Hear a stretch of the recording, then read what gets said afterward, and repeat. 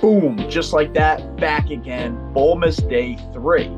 As you see, we're progressing in days. More content continues to come out. That's what Bowlmas is all about here at Section 400. We got the hot content daily for the 12 days of Bowlmas. Welcome back. You guys know the deal. I'm Matt with my other hosts, Jack and Brian. We have the NFL slate, rest of the slate. You'll see yesterday our Saturday slate came out that ran through all the games. This will cover the big bulk of Sunday, basically all of Sunday, and then look out for the Christmas Day games to follow this the following day.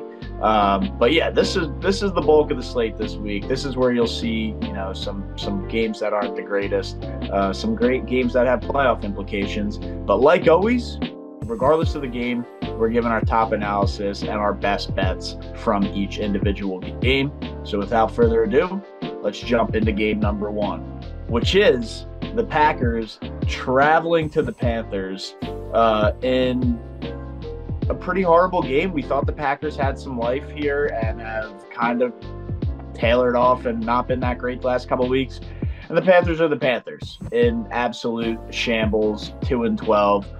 Looking like they picked the wrong quarterback in the draft last year. Brian, I'll jump over to you. You got the Panther blue on in your hat. How are you reading this game? I think I'm just reading this one with my heart. I kind of want chaos to happen at the bottom of these NFL standings. And the Panthers didn't do the Bears any favors last week, beating the Falcons. And this week, the Packers come in. They've been struggling. That wide receiver room is banged up.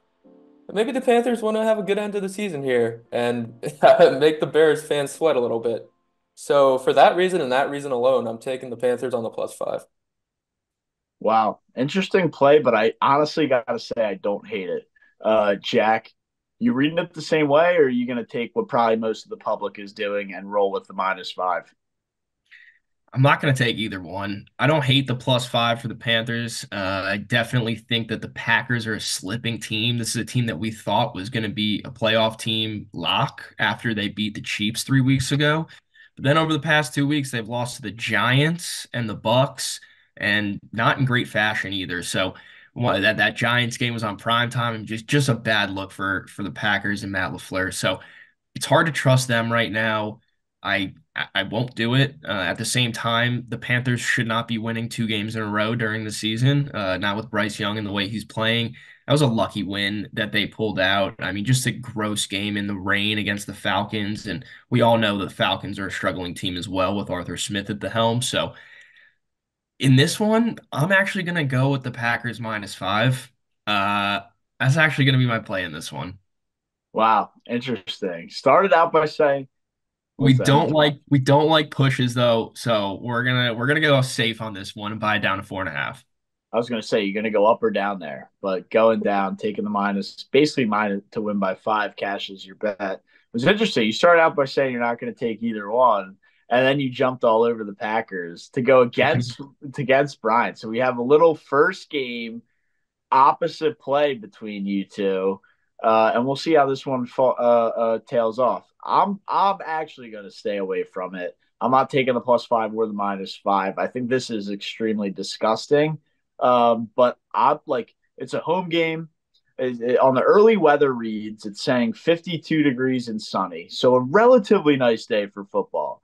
Uh, I mean, I got to take old reliable on the. I got to take old reliable on the Panthers side and go Adam Thielen over receiving yards. I think that's the way to go here for myself. I just, like we said, maybe we got a little more confidence in the Panthers after watching them last week, but I'll go Thielen at 45.5 is a pretty low number.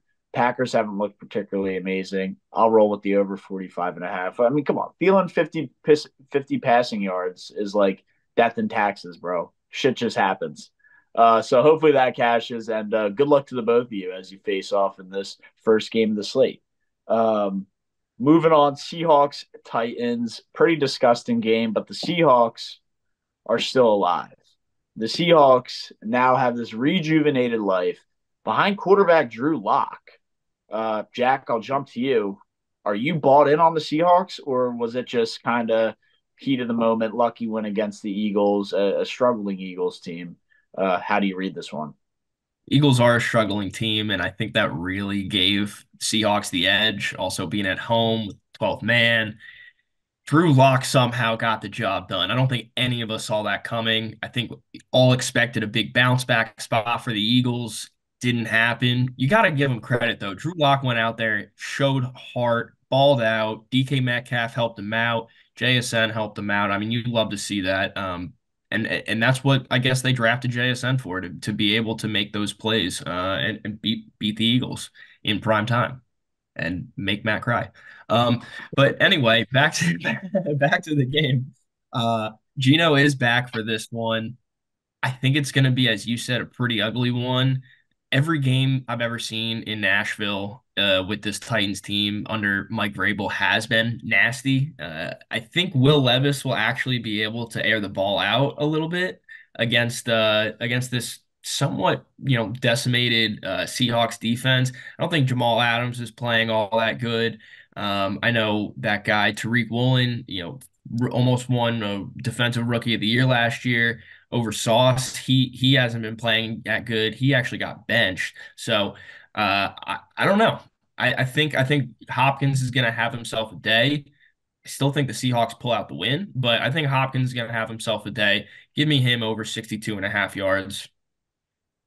Yeah, I look, I mean, the Eagles are struggling right now. I definitely have to address that. I mean, they are struggling, and I didn't cry, but it was tough to watch that go down on Monday night. I will admit it was very tough to watch that go down. But look, I mean, if they win out, we're still locked in, which I'm not scared of the Giants. I'm honestly more scared of the Cardinals than I am the Giants. But stay tuned for all that nonsense come tomorrow when we go over the Christmas Day slate and we have some special guests talking Tommy Cutlets, which is dead as he got blown out by the Saints, and we just watched the Saints put two and two together equals Eagles should be fucking fine at home on Christmas Day. Wait for that episode. But moving on, Brian, I don't want to say you saw it coming with the Seahawks beating the Eagles because it was more just you going anti-Eagles parlay than you actually seeing that coming. So before I jumped over you, I had to address that before you tried to play that narrative. But how are you reading this game, man? Yeah, so yeah, that's fair. That's fair. The anti-Eagles parlays do happen basically every week. So I'll give you that one. And I did miss. It was one of my, I guess, four chances now to hit. And I missed again. So Right. I just didn't want to see you there like being like, oh, I saw it coming. Like I'll give you Jake Browning, but I'll pump the brakes after that. That's fair. But for this game, it's tough to read because Seattle, you think you're a big West Coast team going to the East Coast in the early slate guy. Yep. Seattle is 23-11 since 2013 when they've done that. They're only 1-2 this year, so that changes the narrative a little bit. But then the Titans just aren't that good, and Seattle's defense is horrible. So I'm not going to take another Maxwell goat nuke play, but I am going to take a play I'm pretty confident in, and that's Derrick Henry. You talked about old reliable with Adam Thielen. Old reliable Derrick Henry to rush for over 64.5 yards against the Seattle defense that really struggles against the run, and they're going to be tired traveling from the West Coast. So I like Henry in this spot. Really? You don't think your ex-Giant legend Hall of Famer, what's it, Dexter Lawrence, is going to shut down Derrick Henry? They got Julian Love over there too in the secondary. He had the Yeah, I big mean pick that's on just Monday. an ex-Giants Giants filled team. But yeah, I don't hate the Henry play. He's old reliable as well. I know I tried to take an old reliable with Adam Thielen in the first game. You kind of jumped on it right there with that Derrick Henry, right? You see him probably being able to, it seems like a low number, right? 60 seems more than achievable against the Seahawks defense that isn't that good. I kind of like what you said, Bry, about both defenses not being really amazing and the Titans also being horrible. I think I'm going to play the over here at 41.5. I think the weather should be relatively decent. Will Levis, we've seen all he does is air the ball out to Hopkins. They should be able to get some touchdowns. The Seahawks should but definitely be able to score. I can see the Seahawks scoring in the low 30s and the Titans in the mid 20s, which should easily be able to cash this over that's sitting at 41.5. So I'll play the over here and, probably not pay too much attention to this one, though, because the Titans are that bad. But it'll be interesting to see where the Seahawks land if they are able to get the win here and their playoff push kind of continues. But yeah, I guess moving on, my team, the Browns, with Joe Flacco taking on the Texans in the dome. The Browns we haven't seen like as a high scoring team, electric, potent offense. But you throw Joey Flacco back there, and that offense is completely turned around, man. I mean, he's throwing 300, 350, almost 400 yards through the air, multiple touchdowns. I mean, that's just a high flying, passing, high octane offense that we would think, oh, it's just, they had the best defense and that's why they're winning games. No, Joey Flacco's taken over, and I think a lot of people are going to be surprised when he goes on a run in the playoffs. But before I give a pick for this one, Brian, I'll jump to you and see kind of how you're reading this game. Are you bought in on Joe Flacco? Are you bought in on the Texans? Which one do you have more faith in? Yeah, no, this is your game. I mean, before Flacco, you're a CJ Stroud guy. Right. So if Stroud plays this week, this is a game that you should be watching the whole thing. This is your prime time right here. I'll have a lot of same game parlays going, especially because the Eagles won't be on for this slate. This is the game I have circled. Yeah, so I mean, as you should. But my pick here is going to be dependent on CJ Stroud playing. If he gets cleared, I'm going to take the Texans -3. I I like the Texans with Stroud. They don't turn the ball over, and they also are middle of the pack in getting the ball back on takeaways. Cleveland, on the other hand, especially on the road, loves to throw interceptions. They love to fumble the ball. You saw Flacco last week. He had a great game, but he threw 3 picks. So I think just because of that, because of the Texans being good in the turnover battle, they find a way to win this game. They find a way to cover that 3. Before I hand it off to Jack here, they're +8 in turnover differential. That shows you how good CJ Stroud has been. That shows you how good this team has been with him healthy. That's an elite team, and that's one of the most important stats to be a great team. So, yeah, Texans -3. You heard Brian say it, man. What do you got, Jack? Yeah, I'm going the other way, Bry. And it is definitely dependent on CJ Stroud. If he's playing, they definitely have a good chance to win this game. Not just cover the 3 points, but win this game. I mean, he is one of those guys that is changing the game. Even in his rookie season, when he's playing, they're never out of a game. Let me put it that way. But if he's not playing, the Browns are covering these 3 points. And I don't like pushes, so I'll take it at -3.5. I think that the Browns defense gets this done against whoever they decide to trot out there. Probably be Case Keenum, if Stroud's not healthy. But I'm pretty confident in the Browns to get this one done and stay hot. Is there a read on CJ Stroud right now? Like, is it just He's 90 minutes Smells before good. kickoff or Yeah, he still hasn't been cleared from concussion protocol. And if Smells he good. yeah, if he does not get cleared, I'm taking the under. So that's going to be my bet for yeah, this that's one. going to be dicey. That's going to be dicey if he doesn't play, definitely for the Texans. But I guess what? It's really a 50-50, or is it leaning more towards him being out?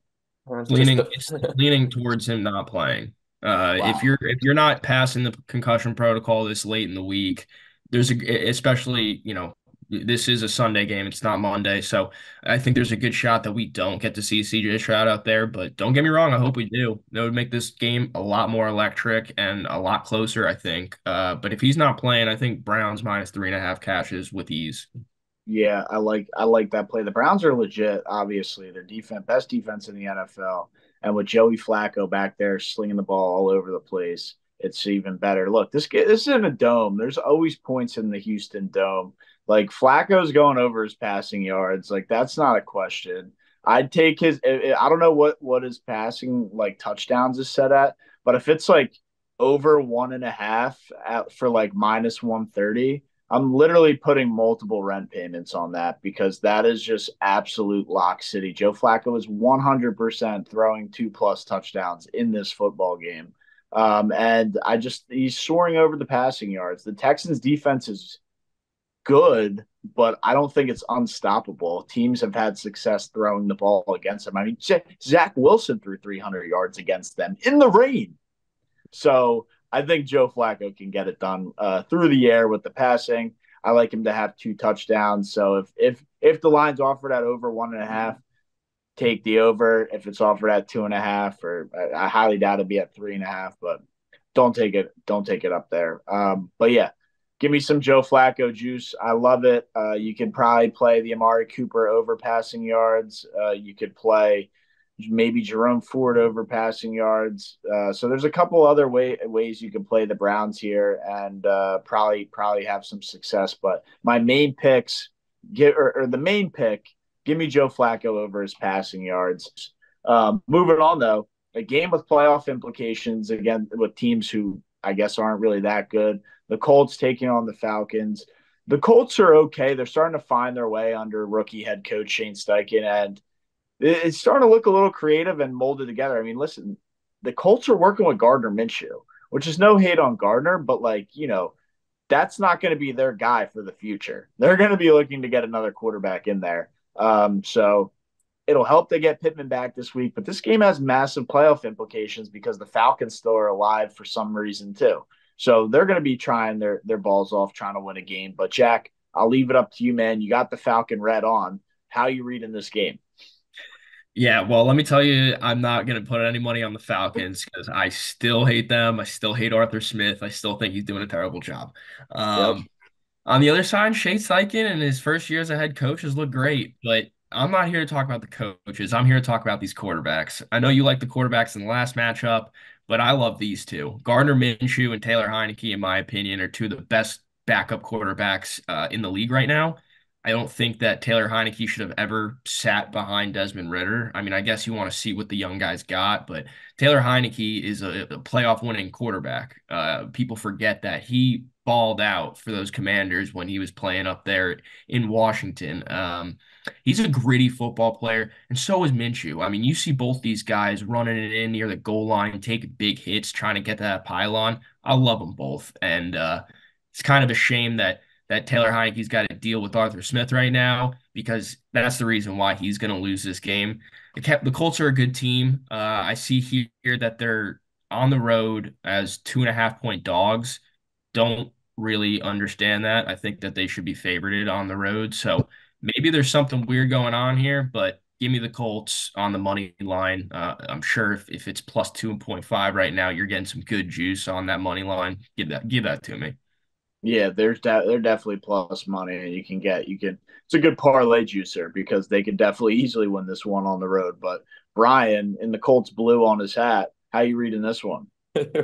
First it was Panther blue, now it's Colts blue. Yeah, man. Um, but yeah, so in order for the Falcons to make the playoffs, they need to win this week. Then they need to win at Soldier Field, which is going to be like 5 degrees outside. And then they have to beat the Saints in New Orleans. And they also need some help. That's not going to happen because Arthur Smith is a dodo bird. This man, I'm trying not to freak out. Bijan Robinson was on the field for 58% of the snaps last week. I know he fumbled, but that was by far the worst usage he's ever had in his rookie season. A guy named Kevin Smith in the backfield was on the field for 19% of the snaps. Cordero Patterson is 45 years old. He was in the backfield for 27% of the snaps. There is no reason Bijan Robinson should not be on the field. He's your best player, Arthur. The Colts, they give up a lot of rushing yards. The Falcons like to run the ball. But Arthur Smith is going to have Kevin Smith and Cordero Patterson running the ball and not Bijan Robinson. So the Colts are going to win this game because Arthur Smith doesn't know how to deploy his talent. He's going to get fired, dare I say, after this year. And the Colts are going to make the playoffs. So Minshew Mania. Let's go, Colts. Colts money line there. So little Colts money line juice. I love the picks there, boys. But yeah, I don't know what it is with him not deploying his top talent, like you said, but I believe the Falcons and Arthur Smith both got fined because they didn't put him in or like didn't activate him. Brian, do you have more info Yeah, on that or what happened? that was a couple weeks ago. I guess he was sick and they didn't put him on the injury report. And they gave him one carry up until like the fourth quarter. And on the game's final drive, he played. But yeah, he was fine, but he was feeling sick and they just didn't put him on the injury report. So like the books had him with his over under rushing yards and it was just a scene. Yeah, well, clearly the NFL didn't like that because they fined the Falcons 20 or 75 grand and Arthur Smith got fined 25 grand. Yeah, well, they probably E- bet. Excluding the COVID times, this is by far like of these recent weeks are by far the most I've ever seen players on the injury report with illness like as their tag. It's been crazy how many players are on that over the past few weeks compared to every other season of football I've watched in the past 20 plus years.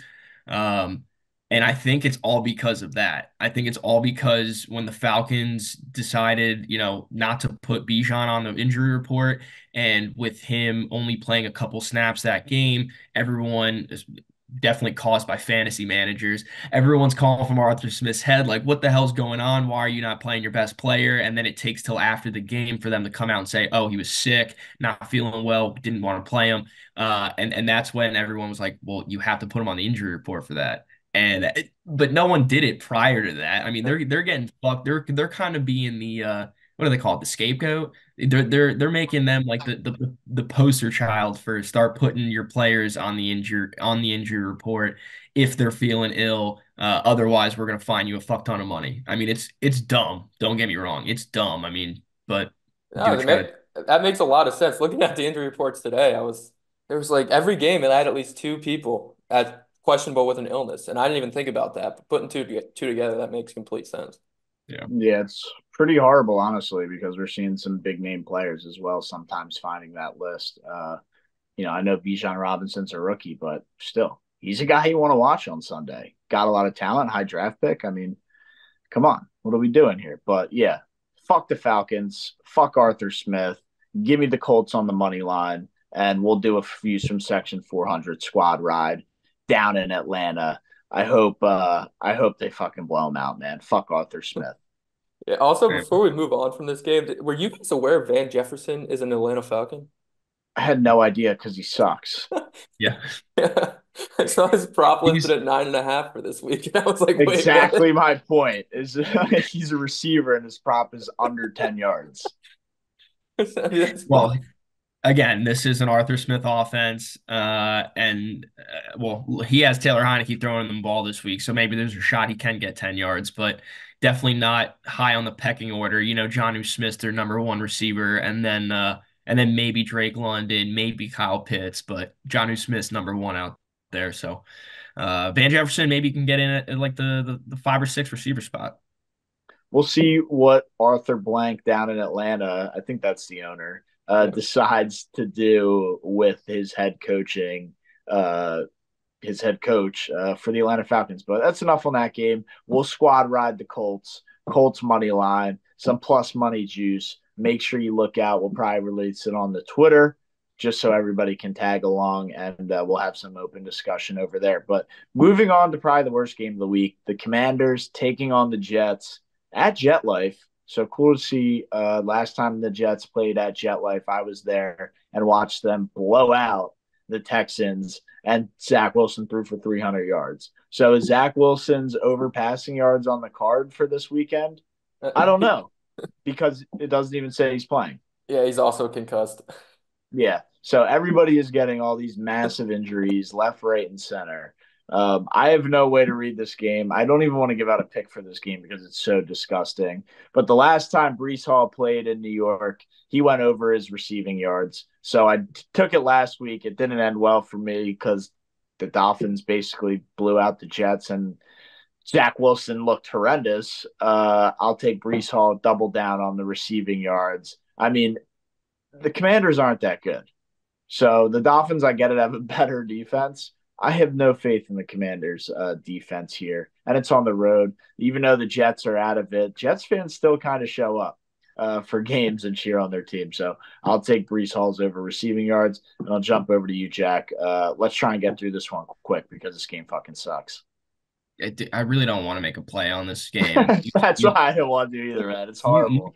you said it right, dude. No one's watching this game. It's gross. Any way you look at it, these are bottom five, bottom 10 teams. I mean, the Jets have showed some life at times, beating some good teams. Zach Wilson throwing for 300 yards against the Texans, like you said. So they've been exciting at times. The Commanders, Sam Howell's been leading the league in passing yards at times this season, but I don't want to watch this game. I don't even want to talk about this game. If you're gonna make me give a pick, which I really don't want to, give me Curtis Samuel over on the fantasy points. He's been pretty electric lately, and I'm just gonna keep that going. Fair enough. Brian, what do you got? Yeah, so I agree with you guys. This game's absolutely terrible. The football gods even agree that it's terrible. It's going to rain over in Jet Life. Yeah, I'll call it Jet Life for you just this once. But the Commanders, the new ownership doesn't even matter. The organization is still a shit show. I Googled their injury report today, and it came up as Washington football team injury report, not Washington Commanders injury report. So you should probably go ahead and fix that, whoever's doing that in your marketing department or public relations department. But yeah, they looked better with Jacoby Brissett back there last week. Sam Howell's a disaster ever since I called him elite. The Jets are a disaster. I'm taking the under. Oh my gosh, man. Just give us your pick. This game is so bad. Moving on. I don't need to talk about that nonsense. Lions taking on the Vikings. Divisional matchup, playoff implications.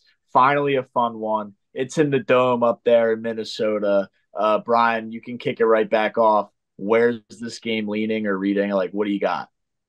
Yeah, so this game has gone over in four of the last five meetings between these two at this number. 47.5 seems pretty low. I know Nick Mullins is playing, so maybe he looked decent last week against the Bengals. Yeah, It took good. him till overtime to get to a good stat line. I guess he had 300 yards.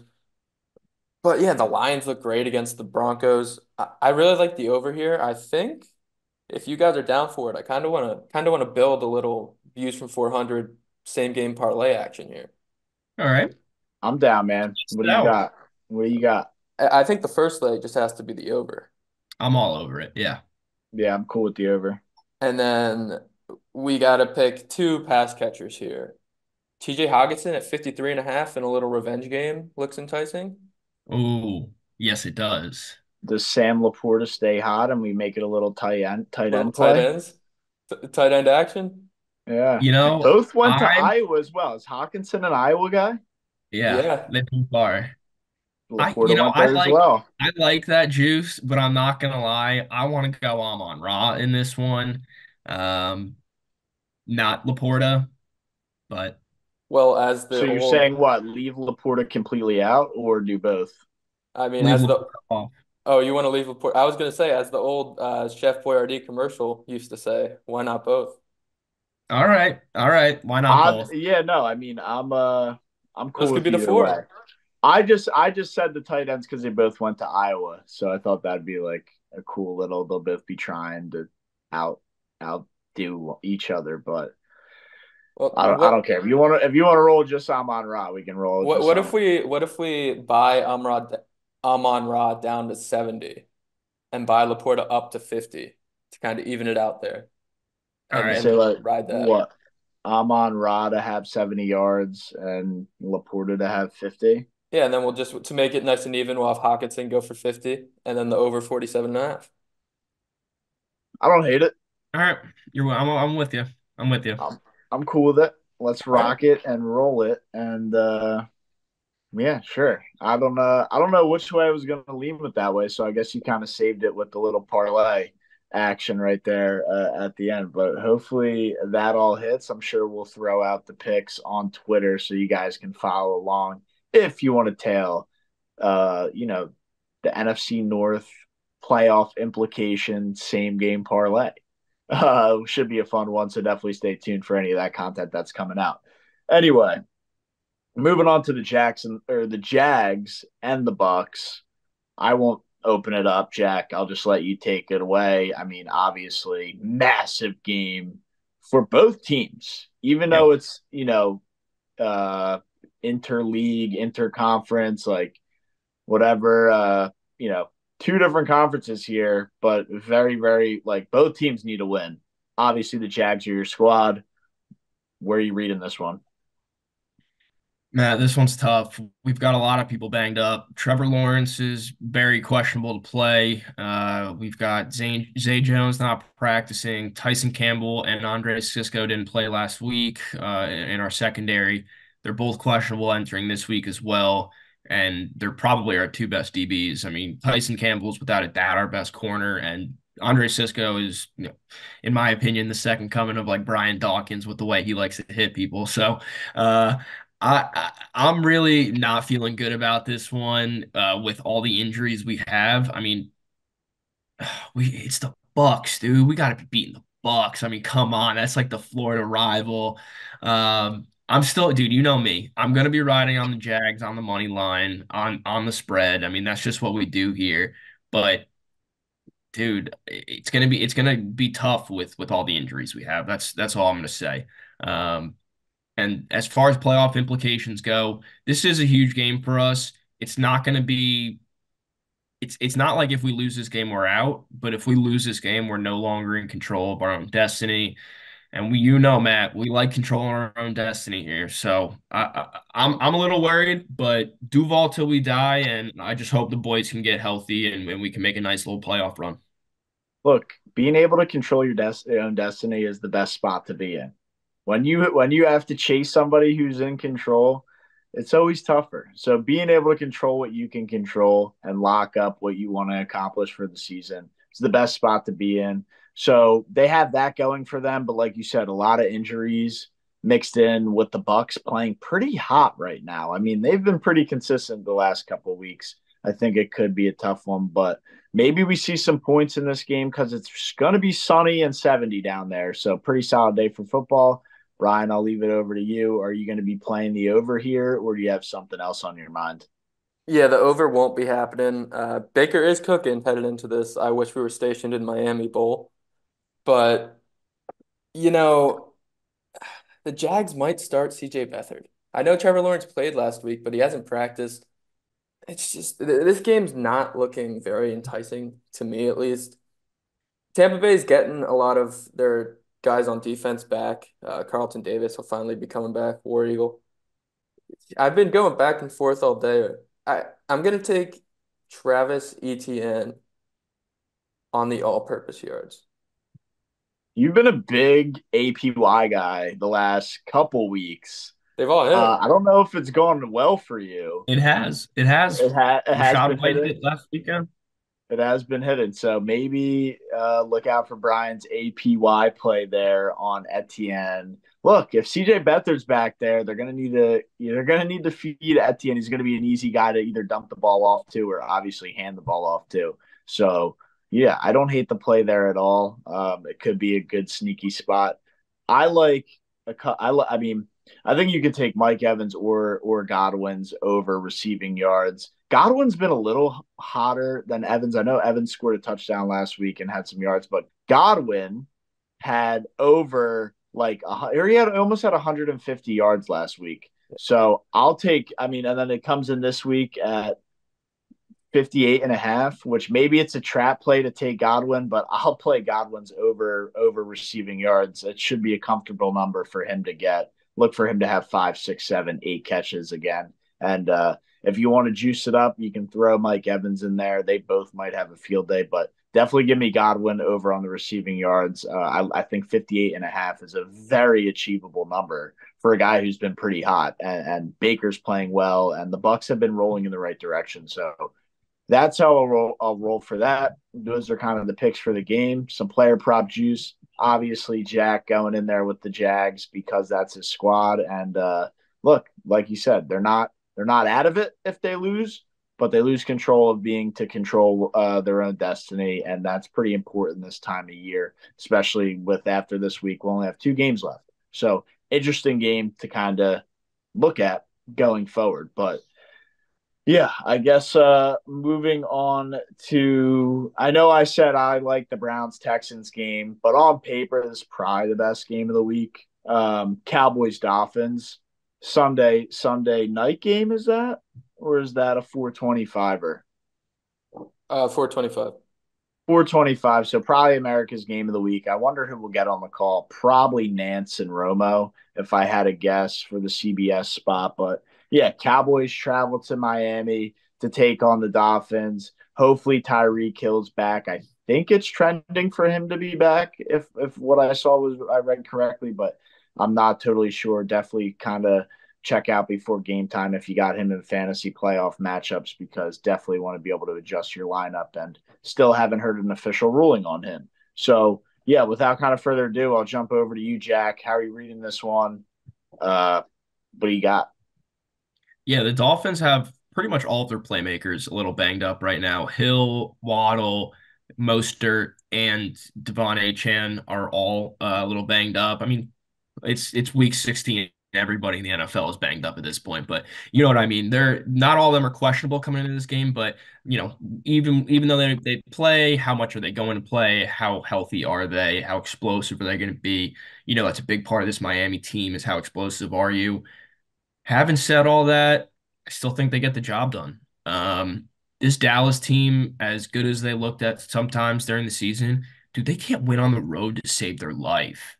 And I understand that Miami's a nicer place than Buffalo. You know, it's almost like they're in a dome. It's almost like they're home, but they're not. It's going to be different. It's going to be tough for them.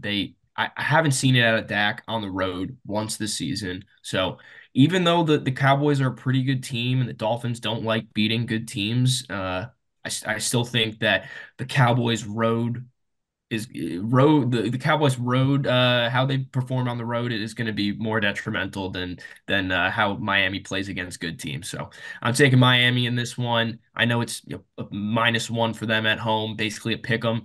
Buy it out to 2.5. I think they win this one by a field goal. Love it. Fuck the Cowboys. I'll take the Dolphins on the money line as well. Solely because I don't want the Cowboys to win. I hope they get blown out again. And that's all I have for this game. Go Dolphins. Fuck Dak. Fuck the Cowboys. Fuck Jerry's world. Fuck all that bullshit. Let's go Dolphins. Brian, what do you got? Let's move on. So yeah, squad ride. Dolphins money line. Oh. Let's go, dude. Fuck the Cowboys. All you clown frauds out there. I know the Eagles been slipping, but Dak's a fraud. Get his ass out of the MVP conversation. I don't want to hear it. If you're an MVP candidate, you can play top football at any stadium across the league. You don't go up to frickin' Buffalo and lay a goose egg like you did last week, you fraud.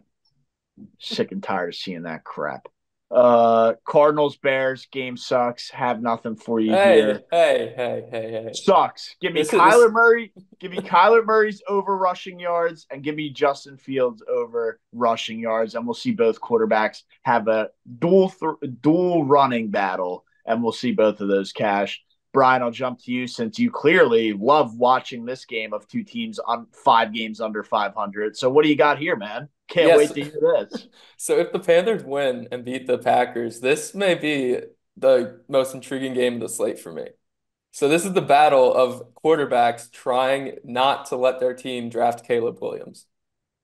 If Justin Fields beats Kyler Murray, the Cardinals would then be in a virtual tie with the Panthers, which would give Chicago that #1 pick. Kyler Murray needs to win this game to get his team out of that #1 pick spot, make the Panthers the last team, so Justin Fields gets replaced and he does not. So Yeah, this but is why does Kyler Murray care? Like he already got his big contract. He doesn't give a fuck. He's probably draft Caleb Williams. I don't care. I'm sure Jay wants to be a star. He's got a big ego. I mean, all They these would athletes have a trade big. him. Yeah, he has a big ego. He would say, "Fucking trade me if you draft Caleb Williams." Yeah, then he's got to deal I with don't that. I don't think the Cardinals would draft Caleb Williams, dude. Yeah, I think Kyler I don't Murray's see I that great. at think they all. would. I don't think Kyler Murray gives a fuck, dude. Okay, well, either way, that's the angle I'm taking here. So All because right. of that, I'm He already taking got them. paid, dude. He already got his fat contract, and he's a few years into it. Like he Yeah, I doesn't mean, care. Caleb Williams is Caleb Williams. All right. Well, either way, I got the QBs going over both rushing yards. You got what do you have? I don't even know what you have. I don't care I what you got the have. QBs going both over passing yards. That's unbelievable. Why Oh would my you? God. Oh, that's unbelievable. Whatever, Jack. What do you got, man? So we can get the hell out of Chicago. So I'm actually gonna take us off topic real quick, Matt. Sorry. I've got a fantasy playoff semifinal this week, and I'm stuck right now. Wait, do I start this Bears defense at home against Kyler Murray and the Cardinals, or do I start the Seattle defense on the road, uh, playing? Who are they playing? The Titans. Derrick Henry's Titans. about to run Playing for the Titans. 200. I was able to snipe the Patriots defense off the waivers, and they're playing the Broncos, who I'm not that impressed with.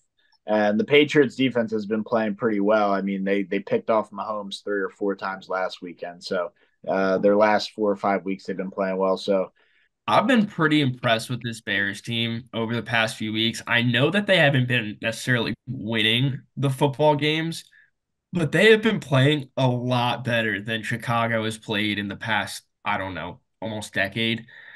So I think I said it before last week's game, on last week's pod. I'll say it again before this week pod on this week pod.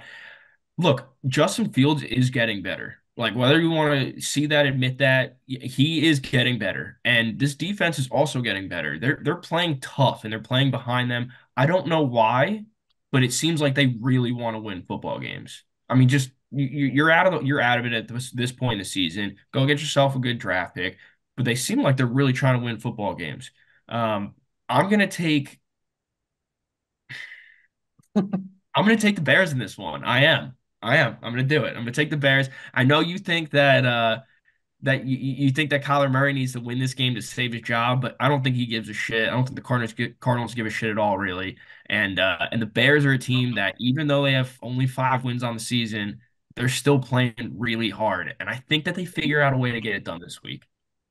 exactly what I think, dude. Kyler Murray definitely does not give a shit. So uh, I don't know, man. The interesting angle, Brian. Maybe you're right. That's why we got to wait. That's why the game's got to get played.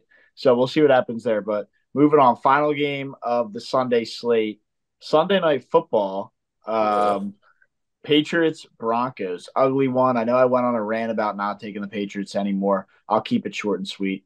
I'll buy a half point. Give me the +7.5. I'm not sold on the Broncos. They've looked pretty awful the last few weeks, and the Patriots defense for that has looked somewhat decent. And Bailey Zappi's got a couple touchdowns in him from what he's shown the last few weeks. So I'll take the +7.5. I think maybe the Broncos win the ugly one, like 17-13.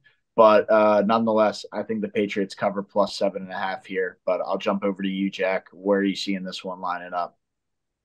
Yeah, my bet last week in this game, or for the Patriots Chiefs game, was Bailey Zappi to throw an interception that cashed pretty easily. It's gonna happen again. This Denver Broncos team is full of ball hawks, and they're gonna get another one on Zappi. So might not be plus money anymore for Zappi to throw an interception. Might be a favorite for him to throw an interception now, but either way, bet it. What do you got, Bry, for this pretty ugly Sunday night game? Yeah, I think I'm gonna take the under. I'll be asleep after thanks or after Christmas Eve. So Yeah, I mean the under's pretty low, but I mean the both defenses are better than the offenses here. The under definitely could be a play, but those are the picks for the slate this week. Check them out. Let us know if you tail. I'm pretty confident in the picks. Some of them might be a little dicey, but doesn't mean I'm not confident. But other than that, that's all I got for the slate. Stay tuned for the rest of Bowlmas. We got a lot of great content coming up, and really look out for that live show because I want to see a lot of you crazy motherfuckers in there stirring it up, talking sports, and go Huskies. That's all I got, guys. I'll see you in the next one.